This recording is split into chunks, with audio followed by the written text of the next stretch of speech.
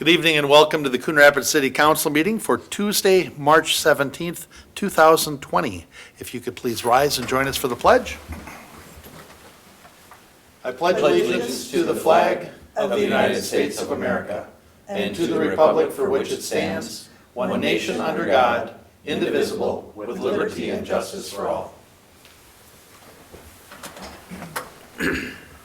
Please call the roll. Councilmember Kraskowiak. Here. Councilmember Kicker. Here. Councilmember Demmer. Here. Councilmember Geisler. Here. Councilmember Johnson. Here. Councilmember Wells. Here. Mayor Cook. Here. Thank you. First item on our agenda then is to adopt this evening's agenda. Your Honor, Councilmember Demmer. move to adopt the agenda, adding an item 9, which is declaring local emergency. Second. Motion by Demmer, second by Geisler. Discussion?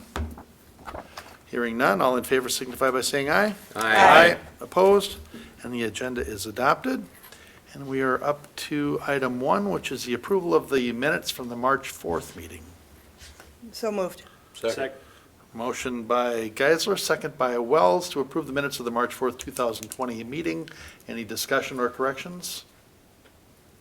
Hearing none, all in favor signify by saying aye. Aye. Opposed? And that motion carries. We have 3 items on our consent agenda this evening.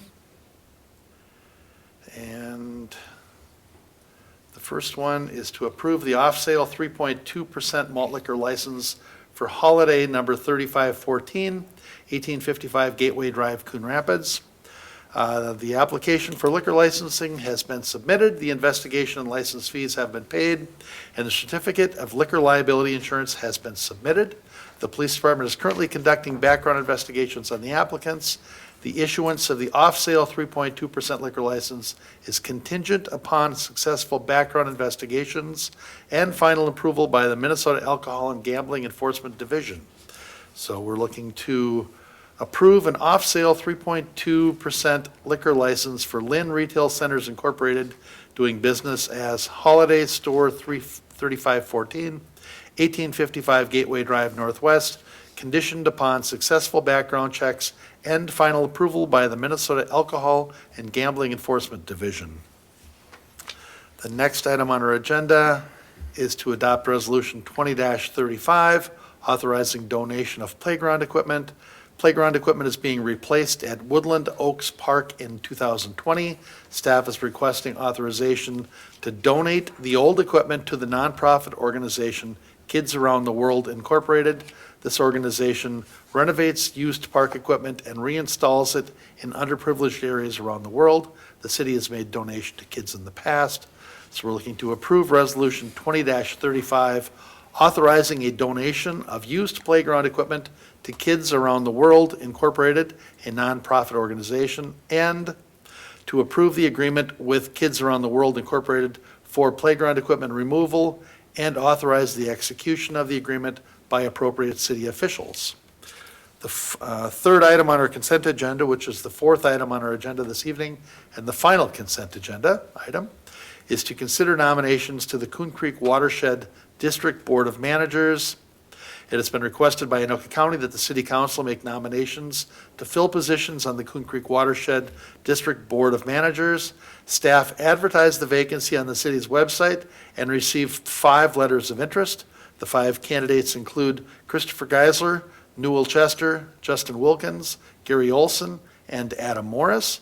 All candidates are Coon Rapids residents interested in serving on this board, and a summary of the candidates is attached. The Anoka County Board of Commissioners is the entity responsible for the appointment of these positions.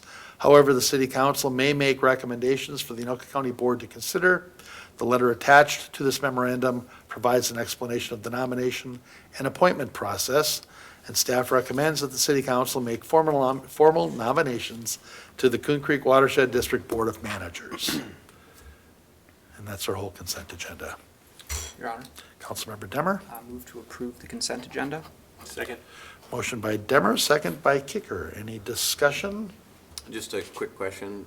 In support of your motion to forward the consent agenda, are you considering all 5 candidates as nominations for the Coon Creek Watershed District? That was my understanding of this. Yep, okay, just wanted to make that clear. Okay, Thank you. All right. And I do like the, let's see here, it came from, no, I can't even find it. But it came from the staff advertised a vacancy on the city's website and received 5 letters of interest. One of them specifically said he listened to the city council meeting and heard us putting a plea out. Oh, he Just was the wanted- one. Yeah, I just wanted to say, so there's at least one guy that watches. And, Mr. Mayor, when we put the list to the board, can we highlight that Coon Rapids is a very large area?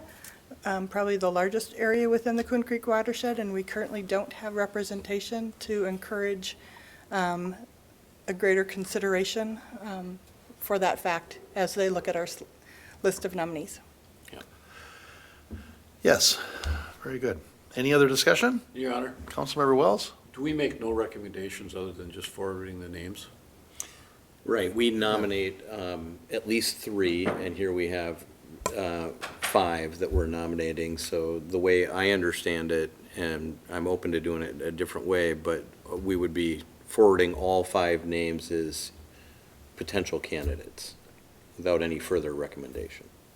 Obviously, I don't necessarily want to talk about it at a public meeting, but I would be extremely disappointed if someone on this list was given that position.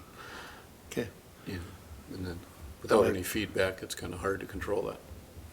I think that makes sense. I think we need to actually talk to the Anoka County Board of Commissioners, and I think they know how we feel, but it is definitely time for Coon Rapids to have representation on that board. I totally agree. I'm glad we have 5 candidates. Thanks for stepping up. And I do share independently my recommendations and preferences, but I don't make that a part of the forwarding of interested citizens who are wanting to have a role in their local government. Right. We have to put forward at least 3 for them to seriously consider our list. And we have 5, so they're going to have to seriously consider the list. Whether they pick from it or not, I don't know. All right, any other discussion? Hearing none, all in favor signify by saying aye. Aye. Opposed? And the consent agenda is adopted. We are down to new business, and that is to consider a driveway access agreement for the Lindgren property. And the Lindgrens are the owners of a parcel located to the west of Hummingbird Street at 127th Avenue.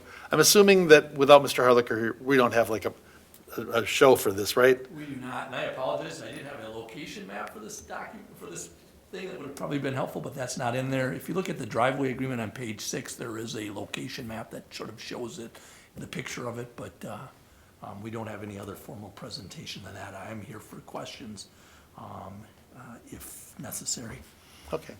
And you're wearing 2 hats this evening, right? I You are am. our acting city manager, and you're still our city attorney. Yes. All right.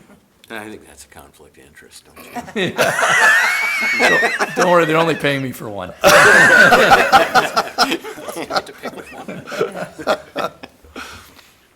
All right. The Lindgrens are the owners of a parcel located to the west of Hummingbird Street at 127th Avenue. The property is south of Woodland Oaks Park and north of Woodland Heights Park.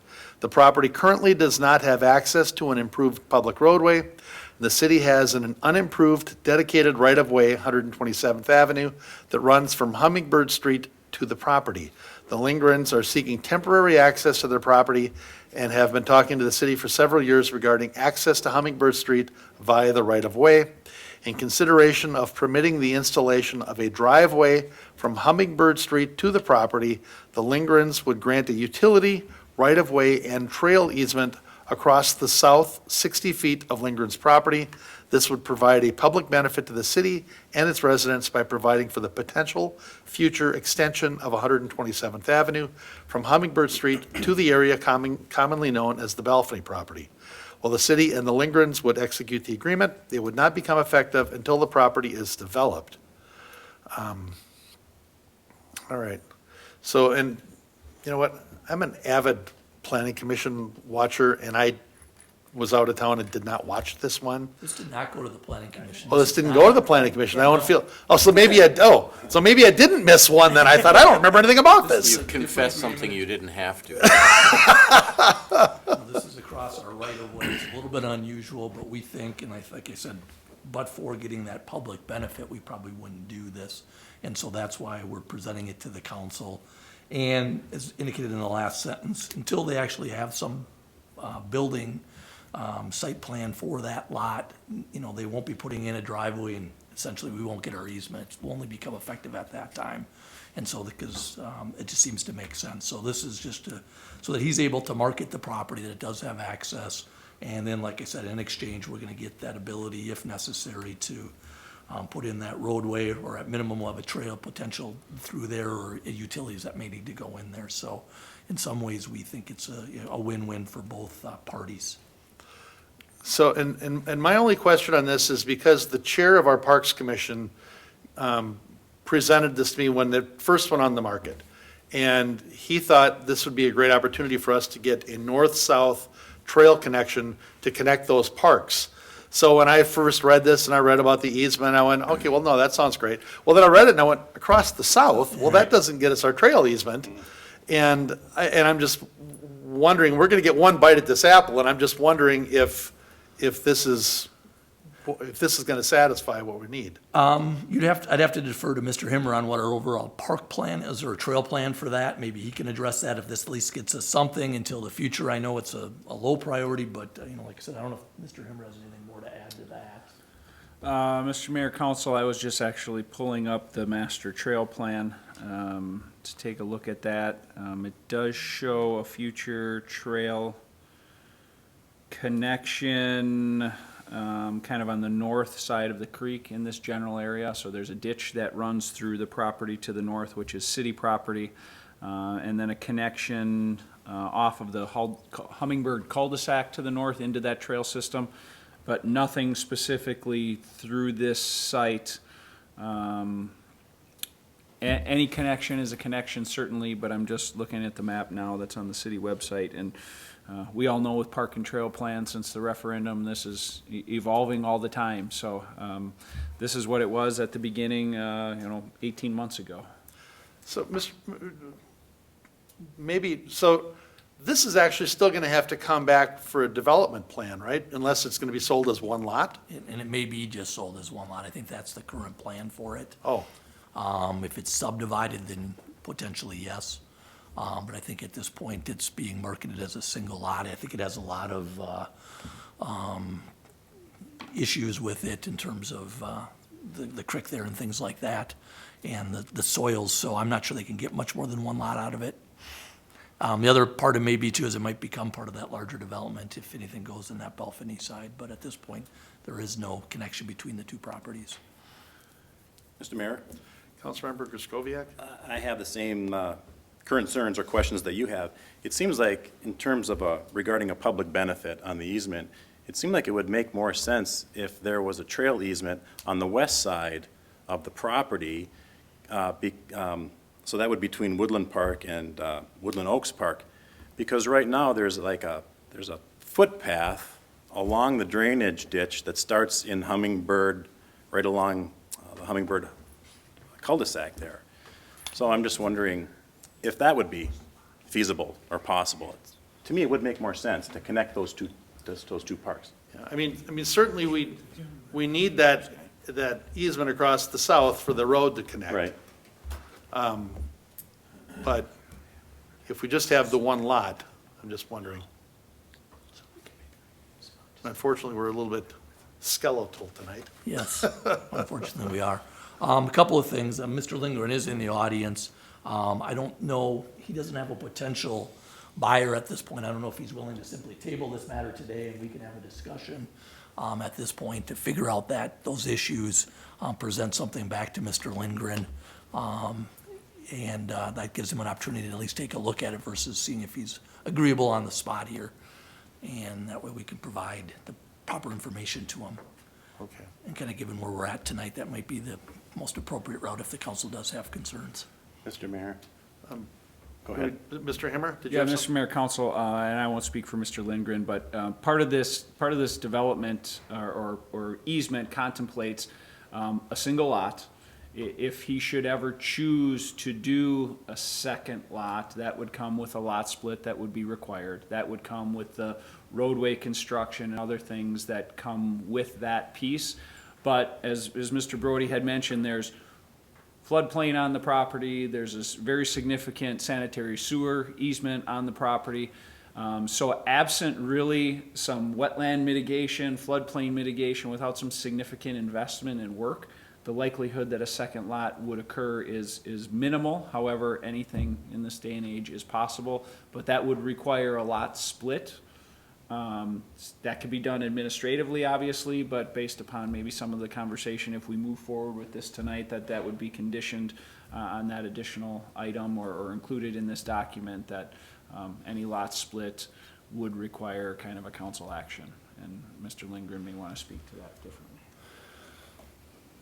It's a significant size lot, so even if the land is, maybe we wouldn't put the trail in, but it seems like it would be nice to have the ability to add it later if we wanted it. If there's a I'm plan. not sure. Councilmember Johnson, Jessen? Well, I'm just saying if there's a plan to do it, if that's something that is on the horizon somewhere. Yeah. But Yeah. I'm not certain about that. No, and nor am I. I just know that the chair of the Parks Commission was very, very interested in this connection. And I don't know if they ever went anywhere with a conversation on it, or, I'm sorry, was there somebody down here? It was discussed, Mr. Mayor, at the Park and Rec, and the cost. Is it buying land for the future potentially, or would you rather use those park funds for actual infrastructure? And you're right, there is a park to the south, there is a park to the north. This is directly in between. That's a connecting piece between the two. There is ditches, as I said. There's easements. It's very difficult with the way this is laid out. And Mr. Lindgren had a possibility for a lot split, but it doesn't meet any requirements today. It hasn't passed any permitting through the city and or watershed to even make that a viable option. And the only way that is viable is to extend a roadway, build the roadway, extend the utility services and things that would come above and beyond this service and singular driveway. All right. Mr. Mayor, Councilmember Kraskowiak? one, I think if we had a map of this and some diagrams, it would be easier for us to make a decision, and I know it's just absent on this one.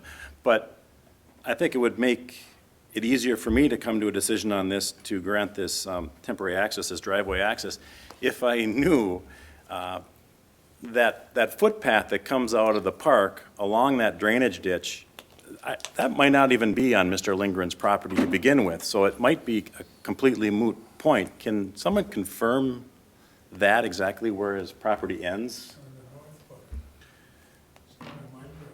It's on the north side of the creek in the city park land that's designated there. So there's a strip of city land between these two parks that we could potentially utilize? Or is that Belfany property? Belfany property. So this Belfany, would get okay. us over to the Belfany property. There's Okay. a little disconnect then in that piece. Okay, Yeah, there's like a Woodland Oaks Park and a Woodland Heights Park. Right. And then Right. there's this in-between kind of no man's land. Well, Right. property. And I remember talking about this a little bit. I was in that meeting, and I didn't recall that it was actually on the property. So I think in the future, if we wanted to connect those with a trail, I think it would be outside of this property, I guess, on the west side, so. We would either have to extend west through the Belfany property and up, or if you were to go at some point north to south on this property that we're talking about, you could reach the city park. But the existing trail is on the opposite side of the creek. And again, there are floodplain, wetland issues that come with that. To try to construct any home, any trail, anything else, it would come with mitigation and other analysis. Okay. And I'm gonna try to find a picture for you. Council, what are your desires on this? Your Honor. Councilmember Demmer? So I am always very happy to let someone have access to their own property. So I think that ultimately we will end up approving it. But it feels like we, and through no fault of the landowner, maybe need a little more time to figure out what we actually want to ask. are people feeling that way, that if we put it off for one meeting, everyone's okay? Knowing that we're not putting it off to say no, we're putting it off to figure out what we're saying yes to? I can only speak for myself. I just don't feel like I have enough information here. And it's kind of like my bad. Usually I would dig in and I would pull the aerials and the GIS stuff before I got here. And I mistakenly, like I said, I didn't read it that it was across the south. And then I went, well, wait a minute, that isn't what I was thinking about here. So I would like a little more time to look at it, but that's up to you, council. Where, for me, looking at it, it's access to land that is his land. That anything that has to happen on that, unless it's a single-family home, would have to come back through all of the processes, whether it's a lot split, a site plan, any of those kinds of things. And at that point, it would be, where is the best place, and would we want to look at some other sort of connection or trail? But right now, it's really that, can I have access to my land? And that's what's in front of us, and I don't know with where this access is coming through, would that ever necessarily be considered from a trail perspective? May I ask a question? Councilmember Johnson? So it's not, there is a little map that's attached, as Mr. Himmer indicated, to the attachments to our agenda, but it doesn't show the full property. Is this, because of the nature of the evolution of the land in the area, is this essentially a landlocked parcel, that this would be the only access to that land? Or are there other accesses to the land? Councilmember Johnson, members of the council, this is a landlocked parcel. Okay. This 127th Avenue dedication is the only way to it, which is where it gets a little concerning that we're gonna allow one individual the driveway access over something that's dedicated to the public. And so what's kind of the trade-off of the benefit of getting that access? Right, but, so I am a little curious, because I am looking at the map, and there are surrounding subdivided lots. And yet there's this, you know, the potential future extension of 127th, I suppose, is there. But is that there essentially and wasn't lotted off because there was some old cart path that went over to this property? Do you know why that was left undeveloped, or was it dedicated as a potential street extension? It was dedicated on two separate plats, half off of each, to provide access to vacant property Okay. to the west, which is then the question of how do we extend that even further to the next vacant parcel Right. to the west of that. But if we did ever build out that extension, then he would have access to his property. That is correct. right. And that's. I'm ready to vote. I do have a So- couple of images that I can share, actually quite a few. I'll put this down. So first of all, I'll show you the wetland delineation. I don't know if they can help me with this in any way, shape, or form.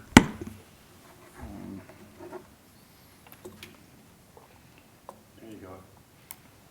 You can see maybe is kind of this whole southwesterly corner, this yellow line that cuts across here.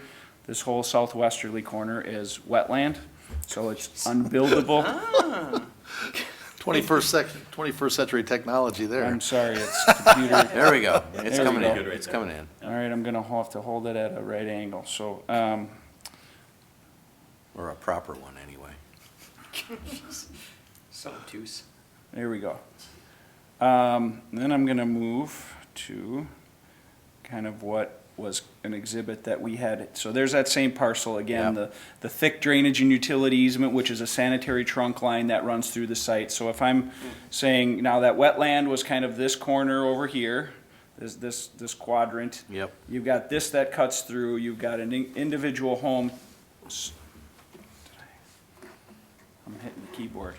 So any kind of a lot split that's going to exist kind of creates the inability to get a second lot in there, absent mitigation, vacation, relocation of a sanitary trunk. So it's extremely difficult to do. And I guess in that scenario, if I'm talking to Mr. Lindgren, if we were kind of off in this corner here and we look to say, can we get a 10-foot drainage and utility easement up the west side of that property through the wetland to the city park? Would you be opposed to that? I think he shook his head no. Yeah. It just is gonna be very difficult for a second home to be built, and I guess if he's open to saying, yeah, go ahead and build a trail through a wetland if that works for you, and we link you to the park, and he's agreeable to that, and Mr. Brody, city manager, city attorney, can agree that we can amend this in some fashion, or we table it, come back and handle it a different way. I have only one follow-up question. if Do you I need may. my pictures anymore? No. Councilmember Johnson. So, that ends up being a really long driveway. And I'm aware of at least one, maybe two other properties in Coon Rapids where we ended up with really long driveways that were either on or evolved into a public right-of-way. And then we end up plowing them for years and years and repairing driveways and putting in pavement and stuff like that.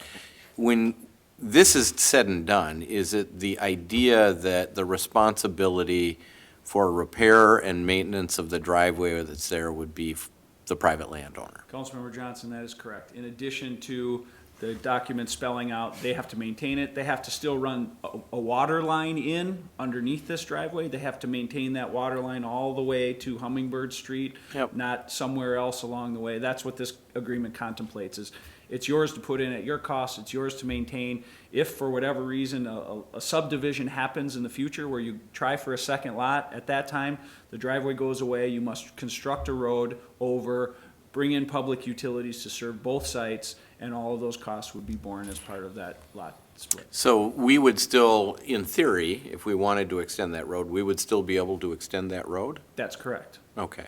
But then he'd have a shorter driveway then, he'd still have his access. We would build the road across through the front, the property would be assessed the same way any other home would be assessed for construction of a public street. All right, I lied when I said I had one more question, so I'm done.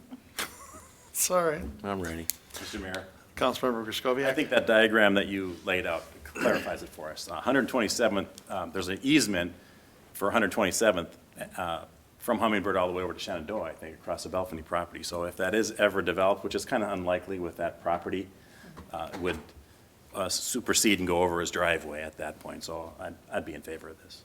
Yeah, me too. And there's no possibility we would ever put a trail in over there, even though we could have access to the land. It just wouldn't be feasible. Are you saying to ever construct a trail through there? Yeah. I'll never say never, Mr. Mayor. No, there you go. You know, we're talking about Coon Creek, there are opportunities to do that, yes. 'Cause it just seems Litigation like- comes with it. It seems like it would not impact that parcel. When you look at it, it would be very difficult to get a second lot in there. And it's so wide and it's beyond the easement, it just seems like if we could have a trail easement through there, it wouldn't impact the sale. And Mr. Lindgren, I thought he said was okay with that. I And it don't would know. create enough of a buffer away from whatever home is constructed on the opposite side of a wetland. If he's agreeable to that, it's probably a lot different than if we said run it up the drainage and utility easement. And I think the further away you get, the better off he'd probably be for it. And it's gonna put us right in the middle of a wetland, but it gives the opportunity, yes, for that to happen. And if the Balfany farm ever developed, maybe a different route gets configured, but it leaves open the possibility, which is always a good thing to do. Your Honor, Councilmember Johnson? I'm going to move that the council approve driveway agreement with Bruce and Irene Lindgren and authorize the mayor and the city manager to execute the agreement.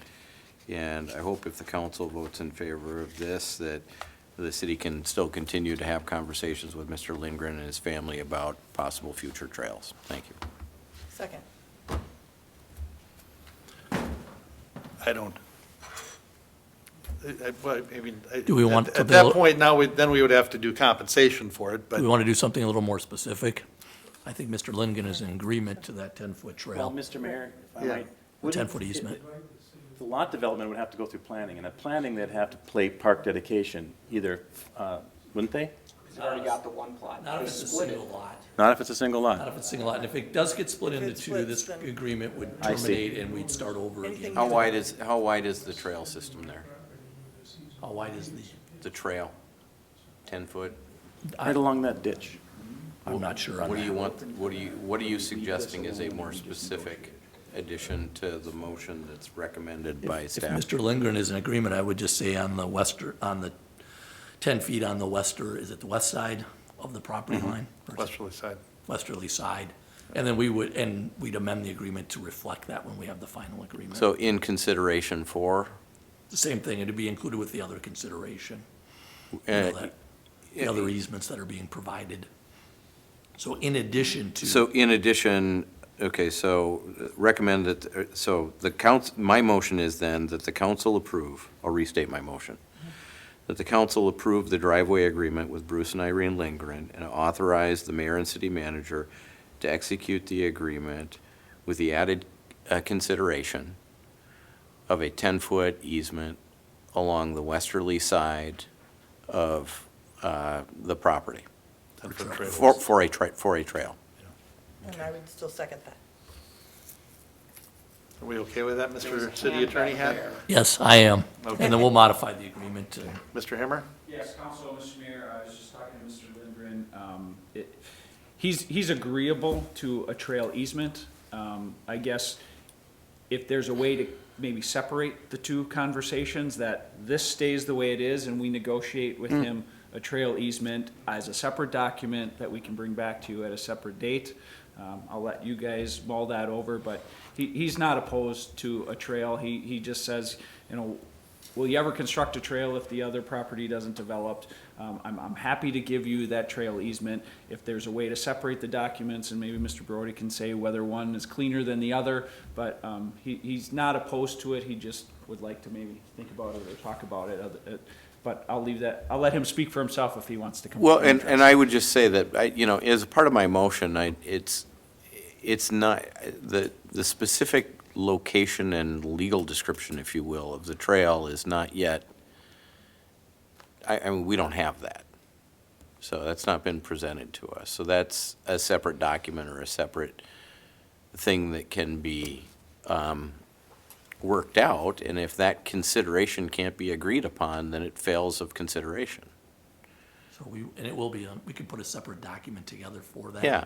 That will, like I said, it'll become, like this particular easement that we've talked about already, doesn't become effective until the building site until that happens. Same with this, and we can put it in a separate document as well, and then if we have further discussions that need to come back in front of council, we will. Yeah, and I mean, I want to make clear that the motion that I'm making, which I believe was seconded, and I hope there's clarity on that if city staff and Mr. and Mrs. Lindgren can't get together with the specifics of the location and description of that trail, then this fails. This does not proceed because it fails of the consideration that is sought. I would So- agree. At which point we could We could vote on something else. And we all could reconsider and come back to the table with something else. But I think I'm hoping this leaves both parties with the opportunity to have a conversation of what that would look like. Okay. Any other discussion? Do we need to restate, or we got the motion, right? Second. All right. No further discussion. All in favor signify by saying aye. Aye. Opposed? And that motion carries. Ooh, I didn't know that was going to go unanimous. Well, no, well, with that last That was little the part we caveat, needed. that last little change there. All right. We're at item 6 now. There we go. Consider planning case 19-2, consider resolution 20-36, granting final plat, Port Riverwalk Second Edition, Centra Homes. The proposed final plat includes platting 42 lots, 9 on Bluebird Street, 16 on Avocet Street, and 17 on the private street north of 100th Avenue. The proposed final plat is consistent with the approved preliminary plat, and the remaining undeveloped portions of the project are platted as outlots. Does anybody have any questions on this or need anything else covered? What's this project? Right. I love that one lone house Yeah. that came out of the ground there. Progress. I think the irony is that I was planning to like go toast when this finally got approved fully, and now the bars are closed. Well, liquor So, stores Your are still Honor. open. Yeah. Councilmember Demmer. In planning case 19-2, moved for approval of resolution 20-36, granting final plat approval for Port Riverwalk Second Edition with the stated conditions. Second. Motion by Demmer, second by Geisler. Discussion? It was very exciting to see Yeah. something start there, and hopefully there'll be more there, and a whole lot of showcased homes that people can go I check spent a- out. I spent about 10 minutes driving around taking pictures of it from all the sides. One- Councilmember Demmer? So, because Councilmember Geisler and I each got a question about some trees being taken down near this site, just wanted to let people know it has nothing to do with this site. It's an expansion of the parking lot of the Elo Jacobs building. And building. And building, so it's not this. Not Not- even a city thing. Yeah, Right. right. It's school district, and more Right. technically, it's the River Trail Learning Center. Sorry. Right. Yeah. yeah. Yes, That also because everyone hurts knows feelings. that name. All right, any other discussion? Hearing none, all in favor signify by saying aye. Aye. Opposed? And that motion carries. And we are on to item 7, to consider adopting Resolution 20-37, amending the Facility Construction Fund budget for additional costs to replace the city center roof.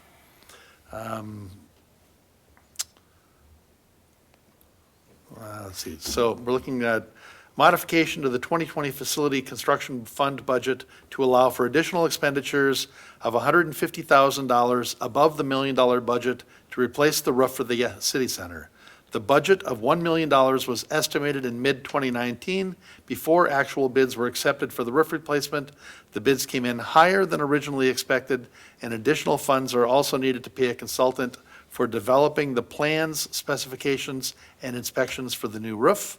Funds are available in the fund balance of the Facility Construction Fund. And Mr. Himmer, you were happy, we had 4 bids on that or something, or? Yes, we had a total of 5 bids. Okay. 5 bids. Actually, I shouldn't say that, it's 4. I just couldn't look- I can look at the memo, and I'm not You looking just at wanted to that correct right me. now. I'm not looking at the memo. 4 bids. Councilmember Demmer?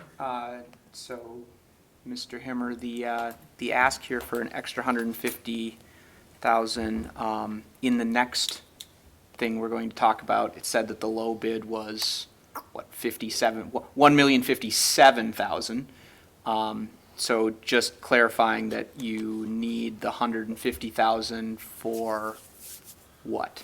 So we're roughly $60,000 over what was budgeted. I've got about $60,000 in consulting fees and a $30,000 contingency in Yep. case something comes about. So just, I don't want to come back for another 5 or And- 10 or something else later. And that's what I thought you were gonna say, so I just wanna double check, is a $30,000 contingency enough? Yes. Okay, Good answer, Thank Mr. you. Himmer. I'm just gonna look down here before I, I do have a question, okay, actually. then I won't make a You motion. knew I did. You knew Won't I make a Well, motion. you can make a motion, that's fine. No. All right. Councilmember Skoviak. So I was kind of wondering why why 8, agenda item 8 isn't in the bid openings and contract awards, and it's probably because of this. But it kind of goes to the next agenda item as to the cost on this. For this type of roof, the range, I was looking at this, the cost of the material and the labor is between $5 and $12 a square foot, and that's in 2020 dollars. And I'm wondering, we're at $17 a square foot, so could be the reason why we're over budget, of course, but I would like to know why so much more? Councilmember Griscoviac, members of the council, one of the things is prevailing wage requirements that the city has. It's something I'm doing some research on currently, as it was adopted in the 80s and updated in the 90s. There are lots of projects that we do that any project that exceeds $100,000 currently in the city by our ordinance requires prevailing wage. So that increases project costs depending on what those projects are. So that is creating a problem for us. One of the other issues is you've got different shapes and configurations to the roof, and some of the drainage features that exist today.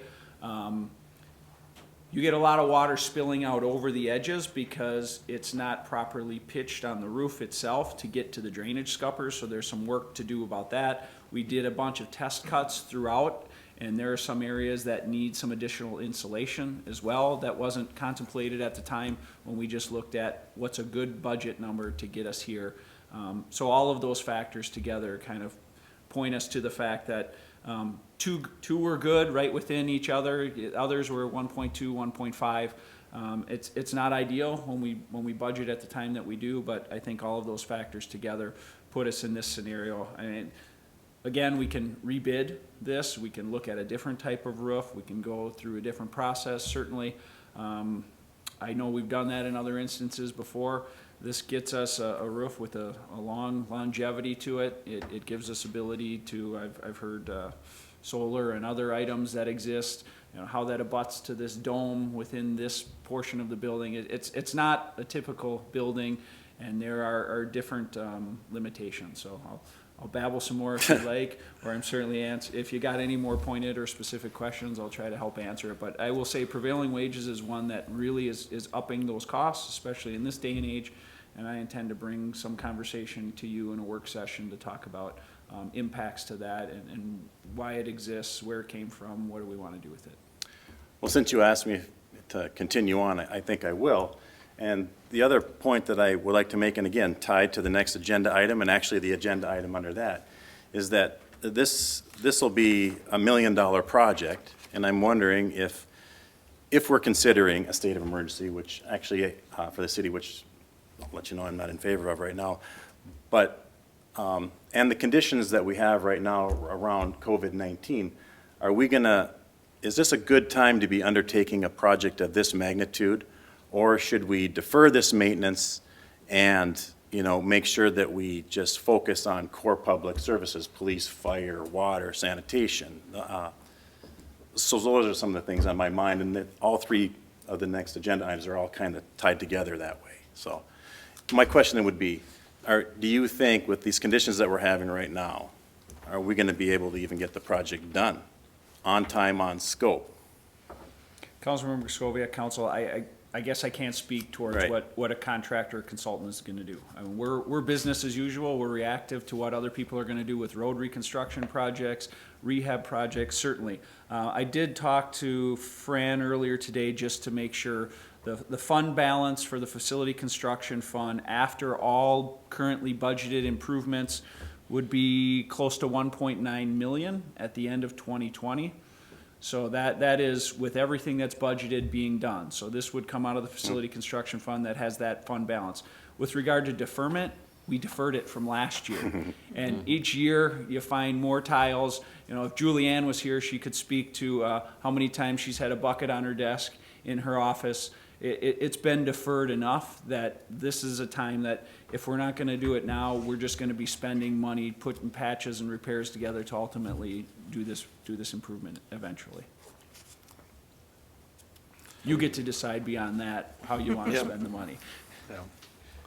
So I have a friend that owns a commercial roofing company that looked at these bids, and he was very impressed with what they were calling for, what the standards were. He goes, we don't even do roofs like that. He goes, that's the big guys that do those. And he just kind of did a hip shot. He goes, that's going to be well over 750,000. He said, that's just my hip shot. And so when I saw these numbers, I thought, that's probably about right then. And I think we need to move forward. I mean, I understand there might be some market pressures where maybe if we waited 2 more months, maybe we might be able to take advantage of some people that are hungry for work. But at the same time, I don't think that's good business. I think we just need to get a roof done. We had our 4 bids. we've got our low bidder, and I guess I support moving forward with it. Mr. Mayor, Councilmember Geisler? I would too, and I think, it's outdoors up on that roof, and you could socially distance a little bit on that roof as you're, doing some of the work, and it wouldn't not be mass congregation on the roof doing the work. And to me, keeping as much business as normal and keeping people employed and doing the things that need to be happening, I think is a good thing. And so with that, I will make a motion to adopt Resolution 20-37, amending the 2020 Facility Construction Fund budget for additional expenditures needed to replace the roof for the city center. Second.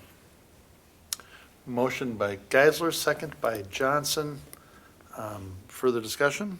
Your Honor. Councilmember Johnson? So I would just say that, when I came on the council a little over 5 years ago, I started hearing about the need for the roof.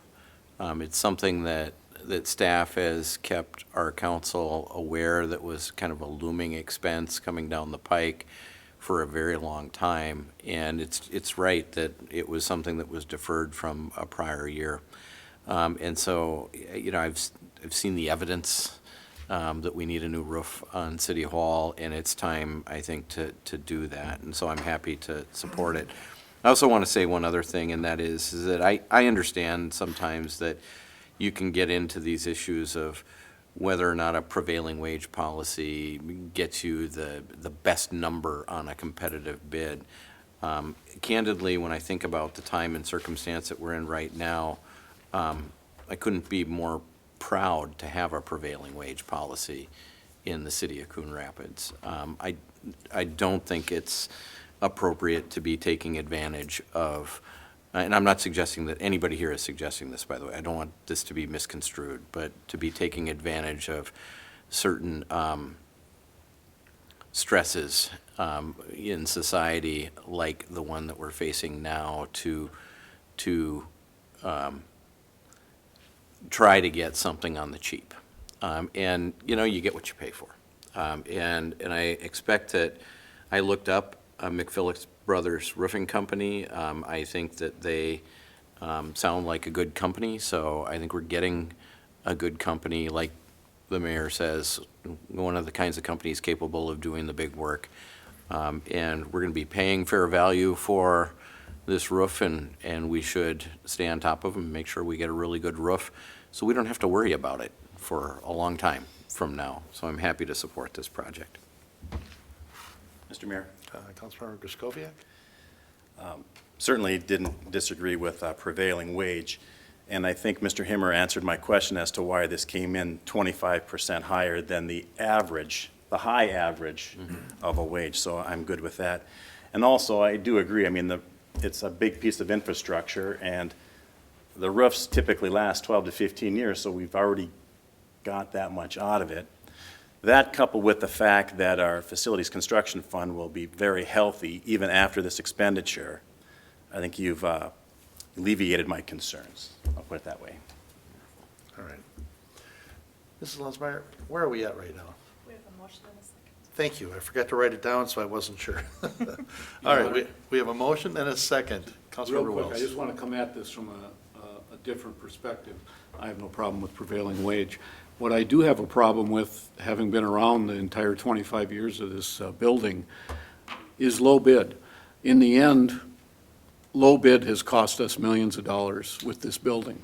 And I wish we would look into how we can maybe write specs or do things so we're not always, have to go with low bid. And I realize we do when they're qualified, and there's got to be a way to sometimes make these bids so that we can weed out some of these companies. I could name several things in this building that were done inadequately, and I'm sure the reason they got the contract was because of low bid. HVAC system just being one major one.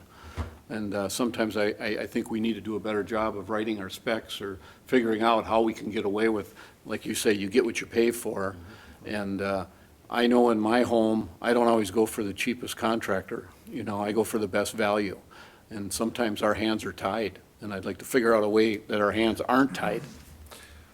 Well, in this case, as my buddy, the roofer, goes, he said they wrote very high stipulations on this And one. I'm not Yeah. Yeah. specifically So, saying yeah. this, but like I said, when this building was built, I'm aware of some of the situations that really didn't work out too well for us. Sure.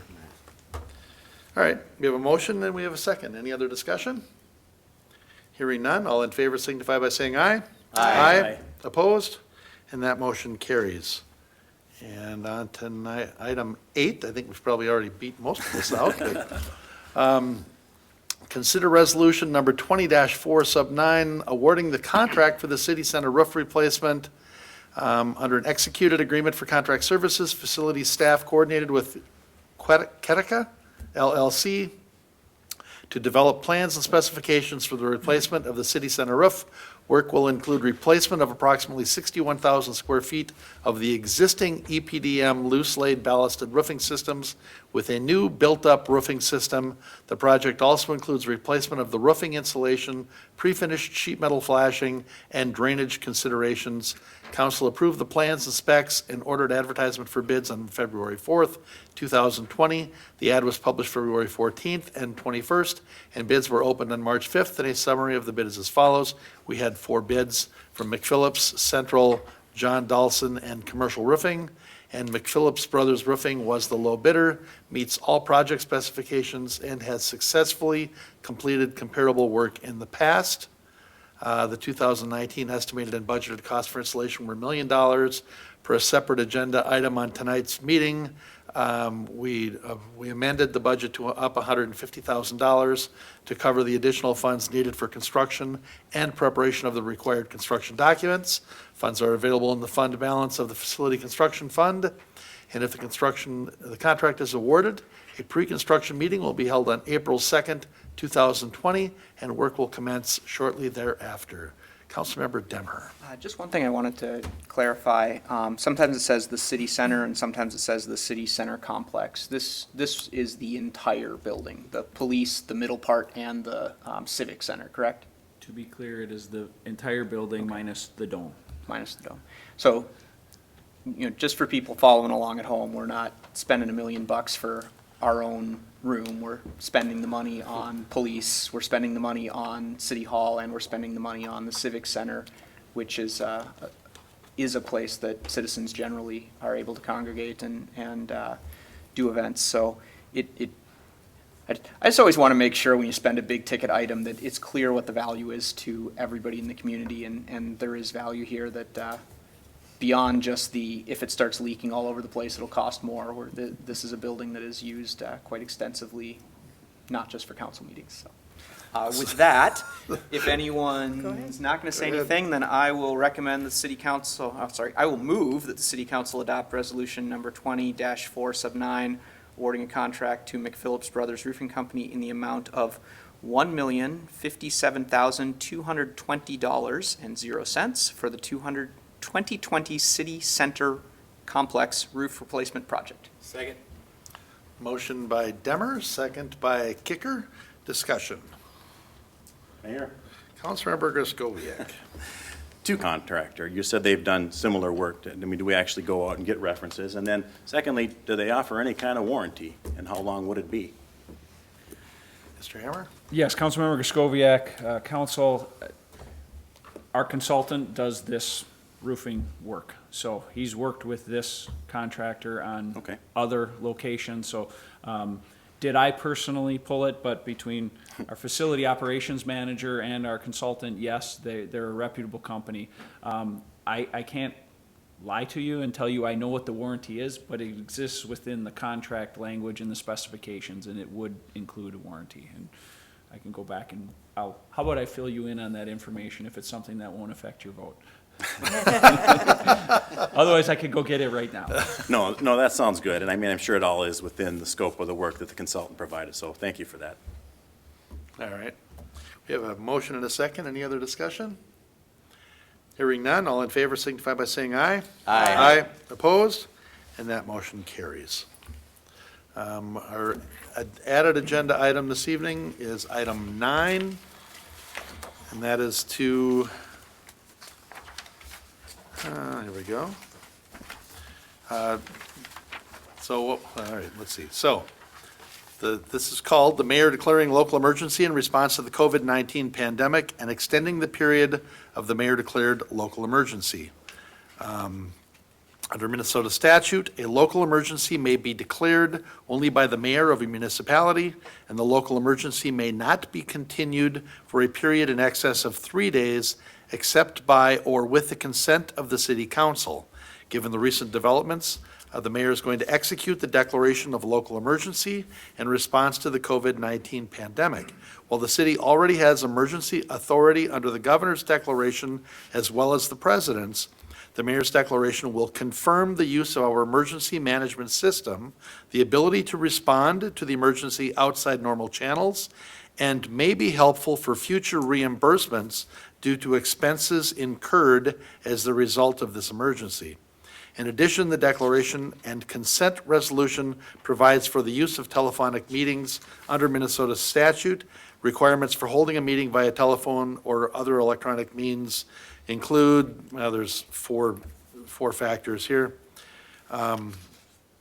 So we're looking to declare a local emergency in response to COVID-19, and we're looking for the council's authorization to consenting to the mayor's declaration of a local emergency. Mr. Brody, anything you want to add to that? A couple items, and then I'm going to turn it over, kind of tag team it with Chief Wise, who is our designated official here at the local level for our emergency response plan. All right. We've kind of talked about sort of, the memo talks about sort of the legalities of this. It's a little bit unusual. It's usually if the mayor does issue a declaration, it usually comes just, at any point, and then the council meets a few days within those 3 days to meet. Here, given the time frame, and in some ways it's more efficient this way to have all our discussion in one day.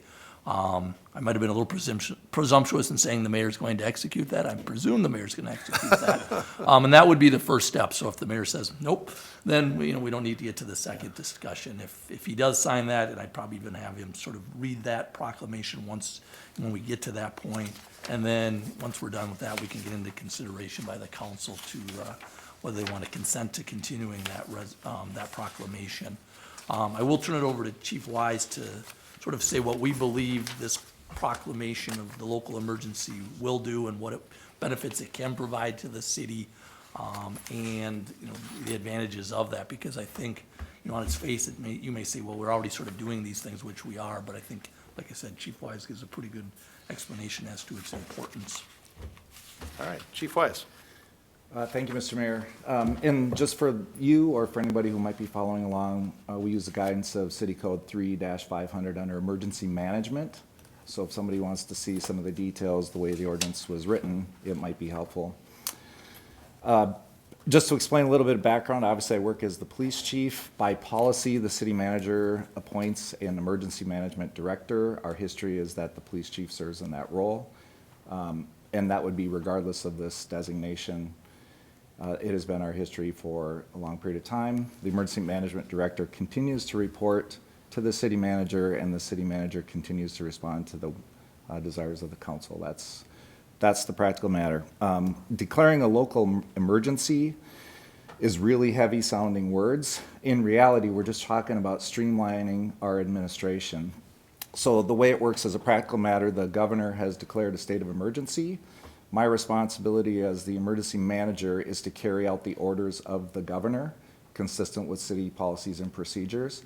So I think the governor, the state of Minnesota in particular, has been a good example of how to do things the right way. I feel like we're on top of things here, both in the state, in our city. Specifically, however, by doing this or declaring this local emergency, streamlining would be, say, if we have to purchase items, we could go outside of the normal bidding process. And frankly, more importantly, the thing that I guess that I would say that I'm most concerned about, or the most beneficial thing by declaring a local emergency is, this is obviously is new territory for all of us. My experience is related to disasters. Typically, we're talking about floods when we talk about emergency management, or a tornado or something like that. And in order to get federal funds from the Federal Emergency Management Agency after a disaster has been completed, declaring a local emergency is usually a requirement. The FEMA requires you had done that and that you'd follow your progression through the state of Minnesota, and that in the end, the federal government will reimburse the city for its costs in addressing this emergency. Frankly, the way things stand right now is I don't expect there to be a significant expense to the city of Coon Rapids unless employees start getting sick on a widespread basis that might cause overtime to be able to provide continuity of services to our citizens.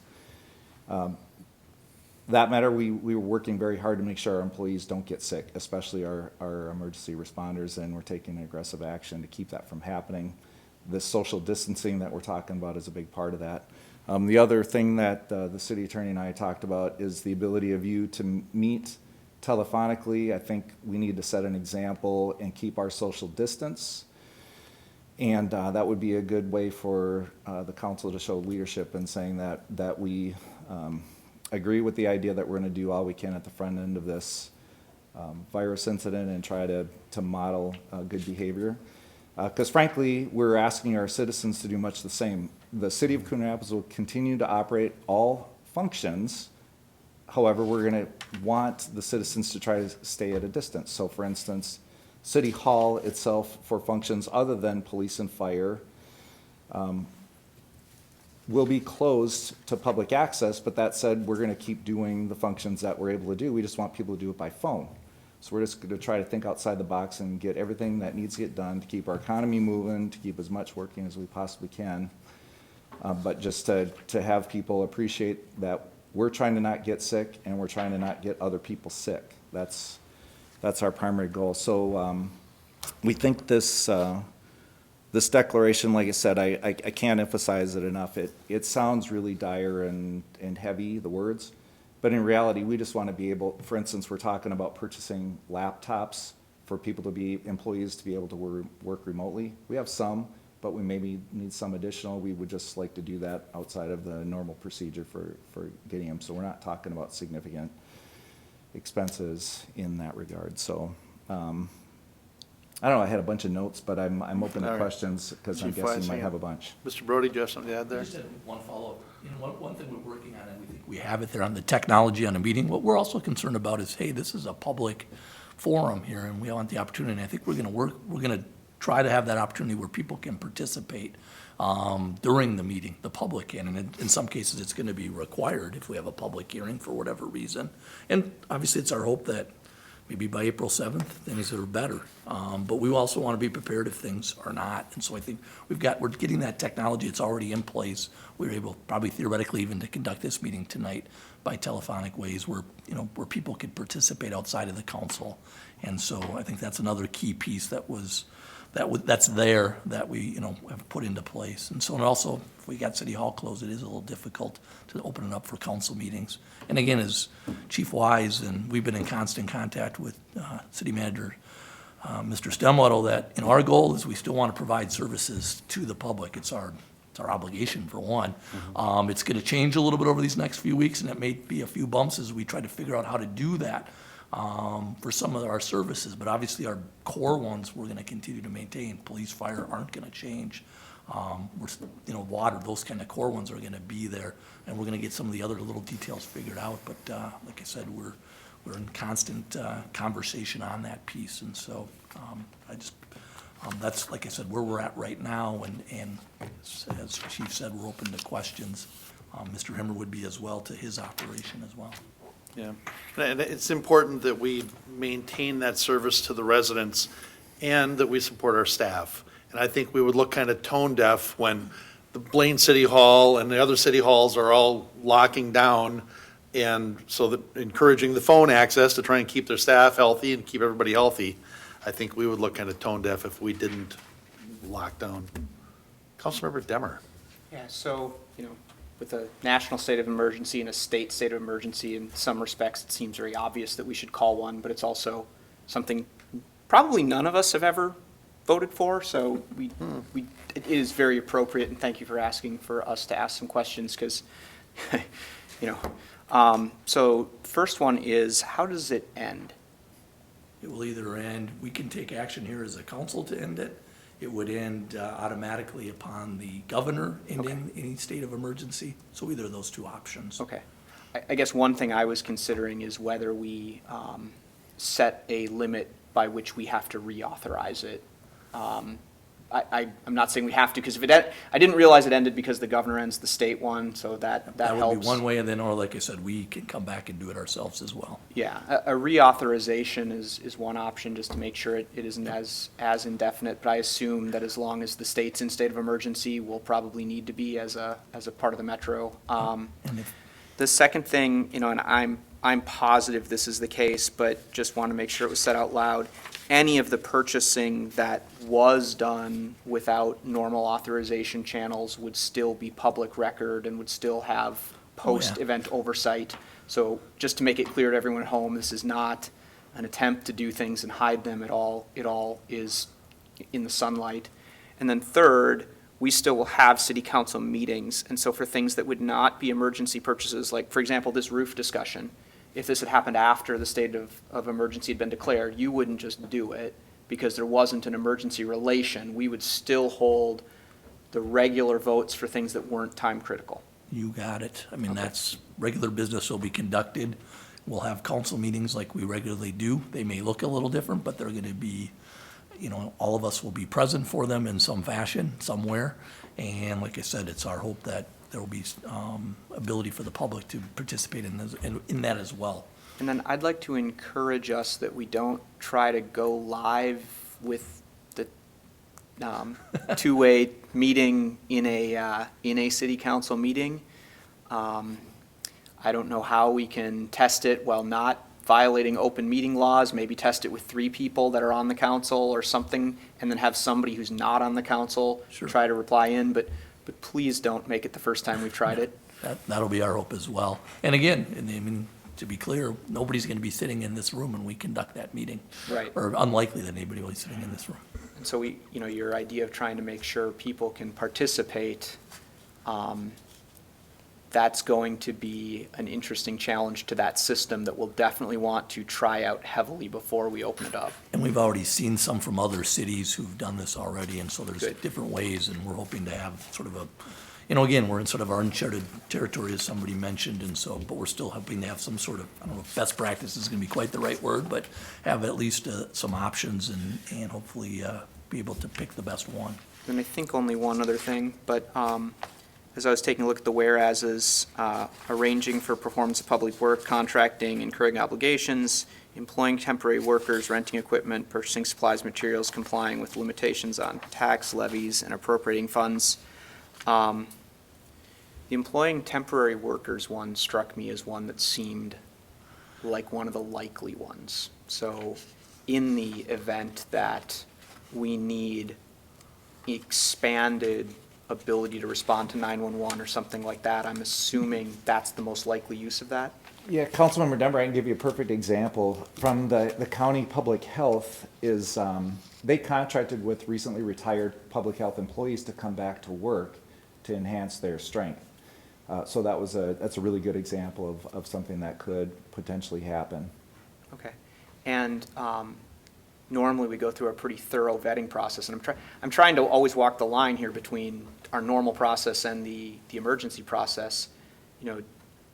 Hiring a police officer without that vetting would be a difficult decision. I just wanted to see if you could walk us through how you'd make sure you'd get a good temporary person to do those sort of calls. Sure, Councilmember Denver, frankly, I don't see that being Okay. even on the radar at Okay. all.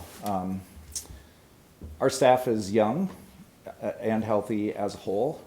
If they were exposed to the virus, we would expect that they would be away from work, they would heal, and then they would return to work. And so the way things are in Anoka County, we have mutual aid agreements. We've talked with the other police chiefs and the sheriff in the county, and so if one department happened to have more sickness than another, is that mutual aid compacts would kick in and then we'd support each other. Frankly, I can't imagine there being a need to expand our staff. If that should become a need, it'll be apparent to everybody. It'd just be common sense because it would be something that would be widespread. But our planning is, our worst case scenario planning is for a third of our staff to be down sick where they're not able to work. and that we can function on a third of our staff. It just might cost more overtime, but it wouldn't be Yeah. different human beings. I guess the one thing I would consider is that when breakouts occur, they tend to break out in regions. So if a lot of our staff was sick, chances are a lot of Blaine's would be sick too. It might be worth exploring with people from regions that weren't directly neighbors. So whether there's a Duluth, some groups that maybe would be able to come if there was a lot. And again, we're talking third issues here, but just something to consider before things get bad, or, in case things got bad, right? So noted. I think I can still find my uniform. Young, healthy. Except you're one of the risk carriers. Mr. Brody? The only thing I want to add is obviously these are very fluid situations. It was, I think, last Thursday that the NCAA called off the basketball tournament. That seems like a lifetime ago in some respect. I'm sure some will say, are we overreacting? I guess we don't think we are. We think we're being, I think Chief Wise pointed out, we're just trying to keep our employees safe. We're trying to keep our citizens safe. We're trying to, I guess, flatten the curve, if we're going to use that kind of terminology.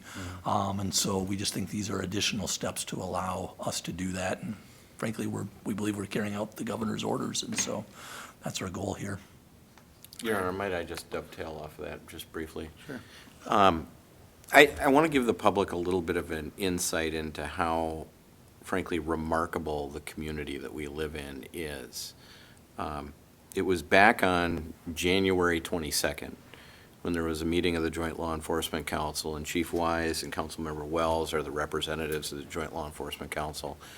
And the topic of what was then called just the Wuhan coronavirus didn't even have the COVID-19 label to it, was brought up at that meeting. Within a couple of days, there was a Fire Protection Council meeting. Now, this is important to know what these things are, because Joint Law Enforcement Council is a meeting of the sheriff, the county attorney, and all the chiefs of police in the entire county. And so they were having a conversation about the community and their departments and their cities at that point in time. A couple days later, the fire chiefs are having a similar conversation at their point in time. It was then in late January that the topic was raised at our workshop to ask our staff to look into communicating with the courts where necessary, look at the various departments, and that has been a day-by-day gradual progression to get ready for the place where we are here today. I can tell you, in contrast to other surrounding communities, some of which I'm quite familiar with, we were so far out in front of this issue in comparison to other units of government that I have repeatedly reached out to, for example, Chief Piper with the fire department, and said, is there anything else that you feel you need? And they've just always been responsive to that and are working on it. And I also have reached out to the city manager, and I've reached out to other members on the council to get ideas from them. This declaration of emergency, which follows the governor's declaration, is a natural progression along that line. It is something that was contemplated as something that might be necessary going forward, and there may be other steps that are necessary to take. But I do want to say to staff and to the public at large, I really couldn't be more happy as to how our local units of government have looked at this issue, especially in comparison to others in the surrounding community. So I hope we all can support this and get behind it. I can tell you that I don't want it to last any longer than it's necessary. So I had the same thought when I read through it the first time. When is it going to end? Why is it indefinite? I can tell you why it's indefinite, because there's a comfort level with us that we're going to end it when the time is right. And it'll be a constant conversation that we'll be having, whether or not the governor ends it at a particular point in time, because I don't think any of us, is reflected by the fact that we're here, want to do it this other way. We like interfacing with the public, and we like having these meetings in this forum as opposed to in the alternative forum. So I look forward to a time when we can return to this chamber and have business as usual in the city, but I intend to support this. City of Ramsey just declared theirs. Yeah. So, Mr. Brody, do I need to read all this, or what do I need to do? Maybe, I'm sorry. It's the last time you're gonna be able to do it at a mic. So just- I'm not gonna make you come down Knock here like yourself you out. normally do with your proclamations. All right, okay. Mayor? Councilmember Griscoviac? Before you read that, and I'll preface this by saying the health and the safety of everybody, everyone on the city staff and our constituents is of the utmost importance, of course. And as the mayor, you have the authority to call this declaration of emergency at any time. It doesn't have to be tonight, and and all that. And so my question is, we are, to Councilmember Johnson's point, we are very, very well prepared for this. All the way around. Prepared, we have the resources. We are not in a critical position right now. If we should get to a critical position, the mayor can certainly call the state of emergency, and then that actually invokes all of those special powers that are described, meeting remotely and all that. We have 3 days then to ratify it, to go on longer. I guess what I'm saying is, I don't really agree with this motion at this time, and the reason being, I think we all need to keep calm in the community. The federal government, the government declarations, the state, the county, and we're working within those parameters already that actually give us most of the powers that we would need in an emergency. So I guess my biggest thing here is that I would like to just instill a sense of calm, and we've got this under control regardless of state of emergency declaration at this time. Well, and I concur as far as, I think everybody's been remarkably calm through this.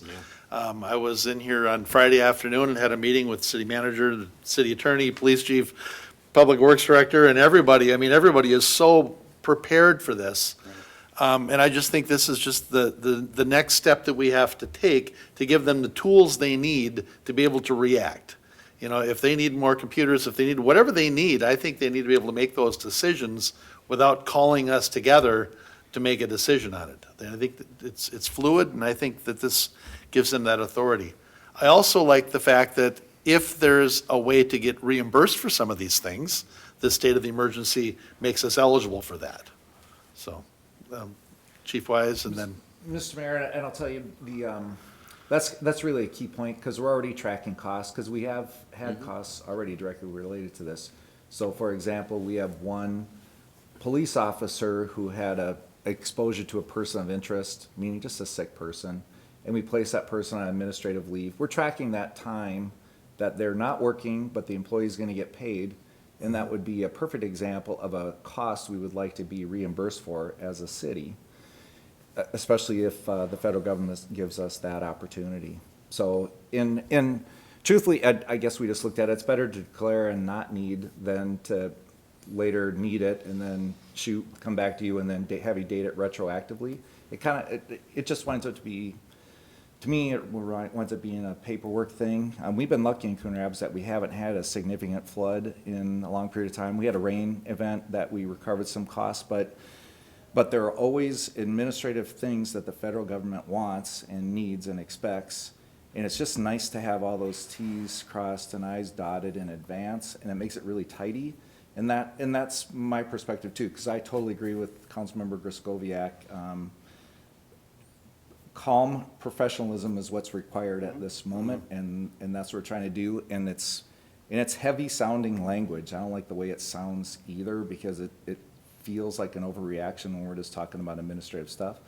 But the reality is there'll be some accountant in Washington DC that will say, where's your copy of your local declaration of an emergency? And then we come scrambling back to you to have you do one that's dated retroactively or something like that. That's the kind of thing that will happen. Mr. Mayor? Yeah. if I could- hang on, Councilmember Demmer, you had your hand up?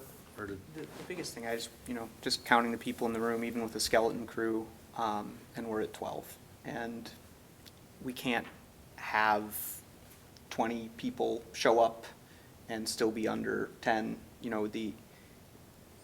I think that one of the things that this does is this allows us to do public meetings where we don't put a bunch of people in a room. And both the federal and the state response are asking people to limit, today's was limit to groups of 10.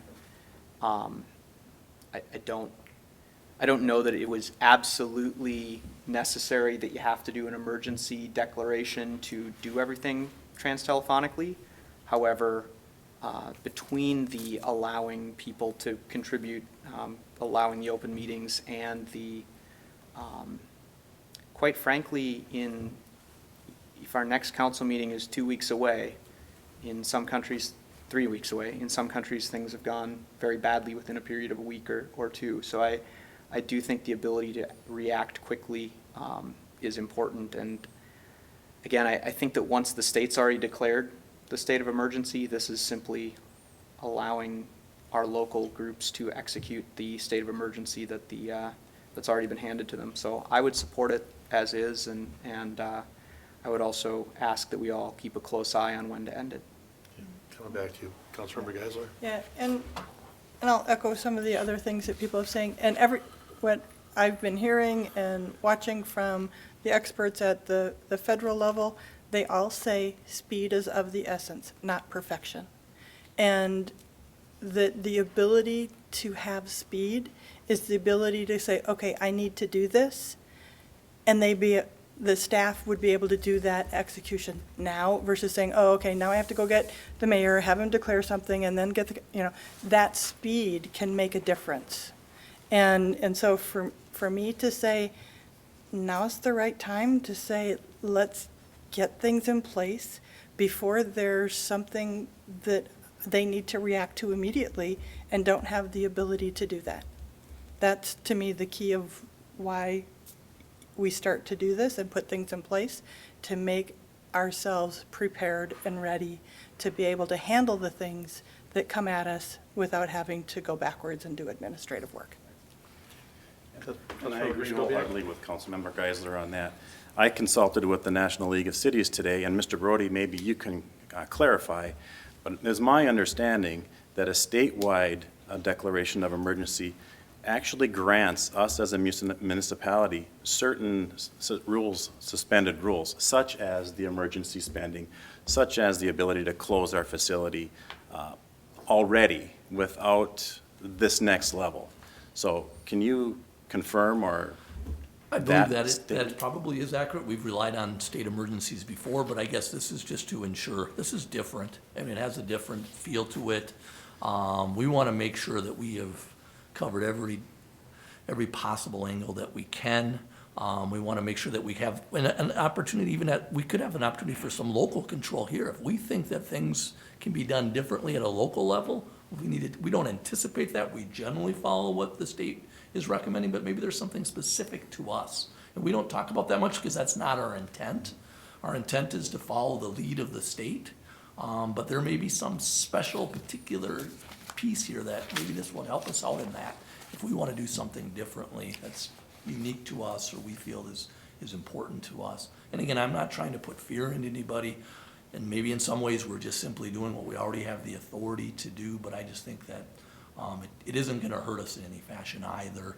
And like I said, the telephonic meeting is separate from that, and that needs to be, if we want to do that, we need to go forward. And it's the same rationale for both, so that's why they're put together. All right, I'm gonna go ahead and read this now. I've changed my mind. You've changed your mind. What do I have to do? If you just want to say that you're going to declare the emergency as so stated, I think we're comfortable with that. If it does go through, it'll be posted online. All right. Like I said, I just think that that's probably Okay. the best angle. All right, so I guess I'm not, all right. Well, all right, so then I will, all right, so as the mayor, I am going to declare a local emergency in response to COVID-19 pandemic. And then we'll be looking, what do you? You've done it. I've done it, So okay, now- all right. And then, I would Mr. just Mayor? note- So now we've got 3 days. If you Oh, want no. to bang your gavel, you can. Yeah. So, or I would say, Mr. Mayor, in Councilmember response Geisler? to that, I would make a motion to authorize resolution number 20-38, consenting to mayor's declaration of local emergency, extending the period of local emergency and authorizing certain actions. Second. Okay, we have a motion by Geisler, second by Kicker. Discussion. Mr. Mayor, Councilmember Griscovi. I would just wanted to add another clarifying question for our Yeah. legal counsel Sure. here. And it's to Brad Weiss's question or point about costs being paid back by FEMA. Again, the statewide declaration of emergency, wouldn't that automatically enroll us for reimbursement from the federal level? We believe so, Okay, but we're not, like I said. all right. This And one, again, I just, Your Honor. we are Oh, go ahead, I'm sorry. I mean, I know it's a very, very tough time that we're in, but I just want to instill calm. There's only been 60 people with the disease in Minnesota. I think many more than that are probably undetected and having mild symptoms. But I believe that a broad expansion, an emergency declaration at the city is not warranted at this time. I don't think it's going to make a nickel's worth of difference to the people here if we declare this after the state and the federal government have already declared it, but that's just my opinion. Councilmember Wells. I don't think it's an overreaction. It is dotting the i's and crossing the t's. And as a former emergency manager for the city, I know that we had to put in money individually, to FEMA. You do it as the city of Coon Rapids, and right or wrong, they're going to be throwing around money from both the federal and state levels, and we need to document and get our piece of the pie, and this is important part of the process to do that. Okay. Further discussion? Your Honor. Councilmember Johnson. Councilmember Griscoviac brought up the League of Minnesota Cities. I would just note that they just closed their building as a result of COVID-19, but they also have out there COVID-19 peacetime emergency executive order, frequently asked questions. So they go through what is a peacetime emergency and what should a city do in response to the executive order. And the advice that the League of Minnesota Cities gives in response to that question is cities should follow their local emergency management plans and work with the state when requested. And then it goes on to explain various ways of doing that. Should our city still hold public meetings, city should review recommendations from the Minnesota Department of Health related to public meetings, look at the appropriate statutes, and go on. And then it follows the process. So there is a process that is laid out for this, and this declaration is consistent with that process. And I think it is not only recommended, but it's best practice. And one thing that the city has been doing since I indicated before, early in January, and frankly, many of the cities in Anoka County since early in January have been preparing for this moment. We all wish that we wouldn't have gotten here. I mean, I would have loved that, when it was, I believe it was 19 at one point in time late last week, and now we're at 60. And so I think we are here for that point, and I intend to support it. Thank you. Okay. Mr. Mayor. Councilmember Griscoviac? Just a clarification, I did check with the National League of Cities and the Minnesota League of Cities, and neither one of them has a recommendation for municipalities to call a local state of emergency at this time. Now, I know there's cities across the country that have, there are pockets of, in New York, for example, it's really bad. So far in Minnesota, 12 of 853 cities have done so. Okay, thank you. Any other, we have a motion and a second. Any other discussion? Hearing none, all in favor signify by saying aye. Aye. Aye. Opposed? Nay. The motion passes, one abstention, or one nay, one opposed. Councilmember Griscoviac. Does it have to be unanimous? no. You never said. Oh, good. All right, and we are on open mic, I'll bet. Where's our agenda here? Yes, we're at open mic. Are you here for open mic? I'm just here to learn. No kidding. Here, I was feeling guilty that you were waiting for open mic. Nice social distancing. That's it, this week. 6 rows, yeah. All right. So then, we don't have any reports on previous open mics, and we are at other business. Councilmember Demmer? So one thing I just wanted to do is talk a little bit about the virus situation and just really thank everyone for taking it seriously without panicking, right? That it's a tough combination to walk the line between treating something really seriously but still treating it calmly and you know, I see many fewer people out. I think most people are staying within their house and doing things. And I want to bring up why I think that's important. Everybody needs time, right? The companies that make ventilators need time to make more ventilators. The people that are working on vaccines need time to get the vaccines.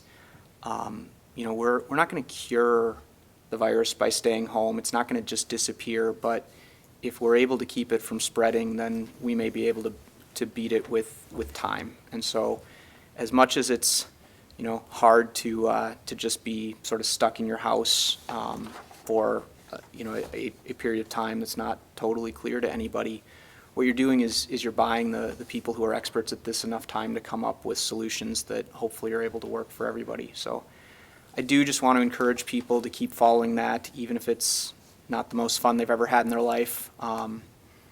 But it matters. It matters a lot, especially for people who are in vulnerable groups. And so thank you. You know, thank you for everybody who's following this and doing their best. And the best case scenario is 5 years from now we look back and say, wow, we totally overreacted. But it's that staying home that might cause it to not end up being a big deal. And we've certainly seen countries where they look back and wish they had taken action sooner. So the tough part is knowing when to take action. And unfortunately with this, where the symptoms don't show up for quite a while, the right time to take action is before you know you need to. It's a very difficult thing when you don't see any signs or symptoms to sit at home. And again, just want to thank everyone for doing their best, because I really do think you are protecting a lot of people who really have no other way to be protected. So I encourage the remain calm. I encourage the remain home. Thank you. I just want to read some updates here from the city of Coon Rapids. The city staff is taking numerous steps to respond to the coronavirus or COVID-19 outbreak by closing facilities, suspending programs, large events, recreation programs through May 11th for now, communicating with residents on the city website through email lists, social media, and an after-hours phone message refers people to the website for current information. The situation is rapidly evolving.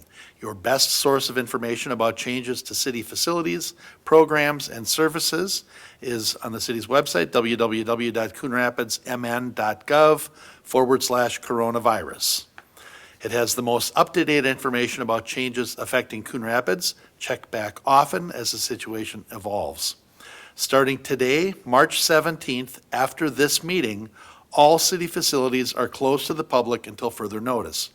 We have said until March 30th right now, but will continually reevaluate the situation.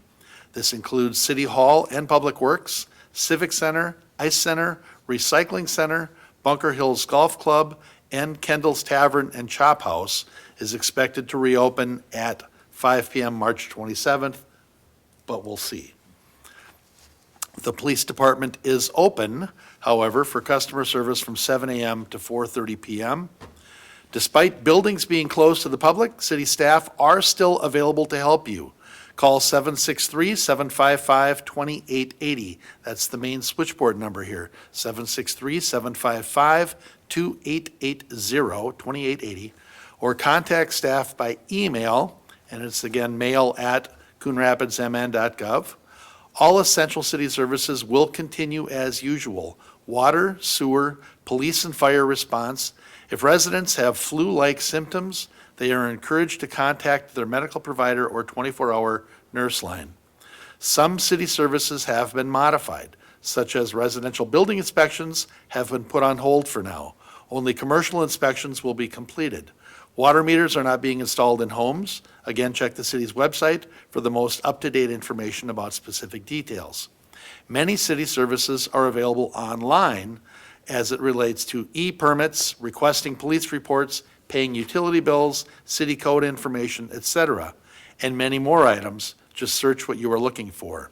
These decisions were carefully considered based on guidelines from the state and federal government, and we are working collaboratively with Anoka County and other local governments to provide a coordinated response.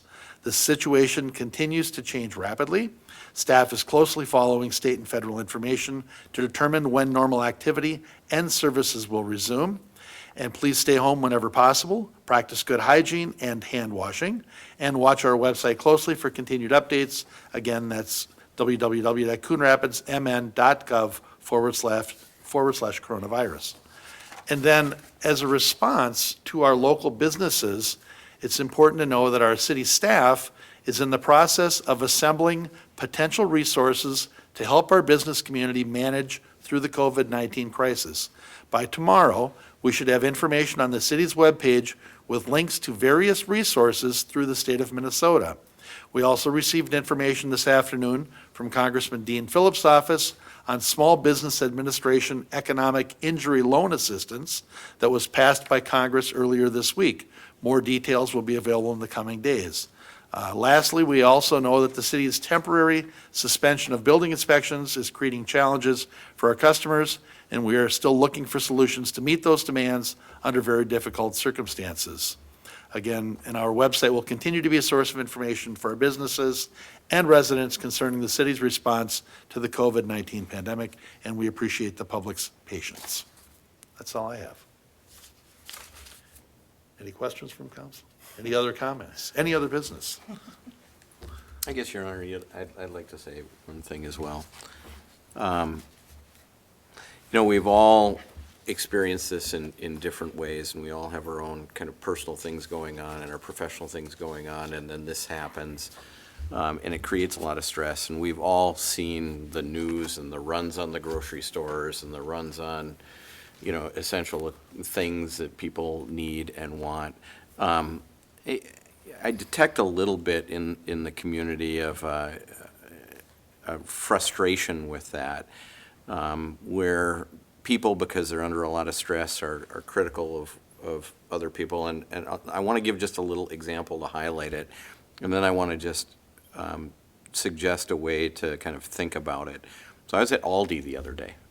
I needed bread, and the kids wanted cheese because we were making pizzas that night. And there was a woman who I would estimate was probably in her 80s who was there. She bought 6 gallons of milk.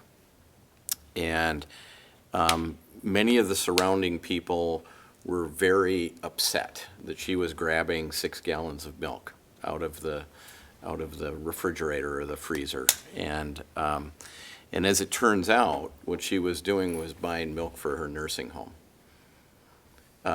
So I think it's time that we all step back a little bit, do what Councilmember Griskowiak is recommending to everyone, be calm about it, have patience with one another, but also do what this lady was doing, which is look after your neighbors, look after other people that are in need. She was in an assisted living kind of situation, so she could go out and was getting things for other people who couldn't.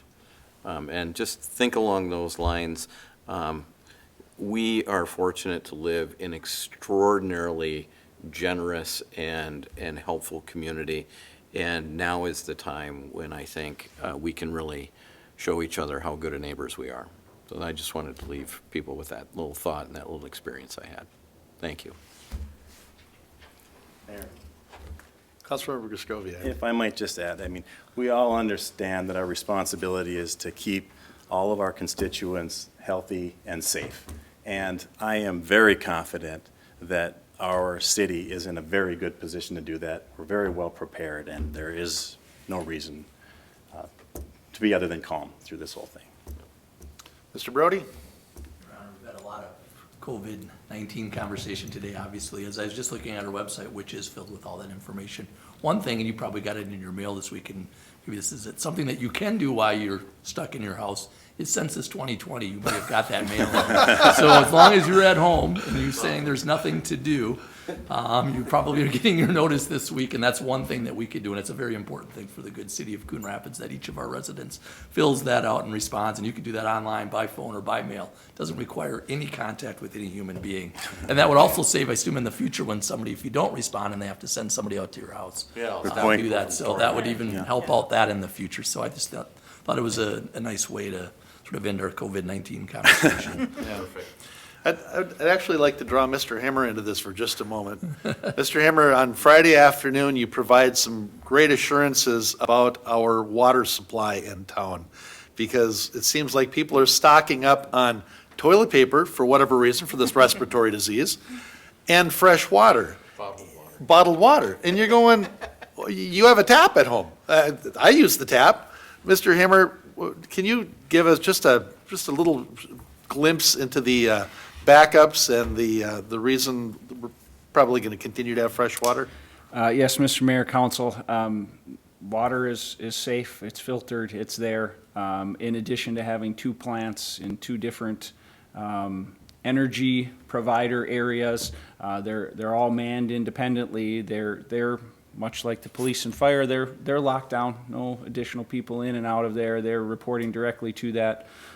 So each one has a plant operator. We've got 2 additional on staff that can assist with that. We've got neighboring communities that we've partnered with. We've got consultants that have worked through this filter media that we have. We're probably 6 or 7 deep in how that can be manned as we do that, and potentially even remotely if that ever came to that point. But from a water standpoint, we've got plenty of water to drink. I've always gotten a kick out of the people who drink the bottled water when I think our water man has described it as 10,000-year-old glacier water that we're drinking through our taps.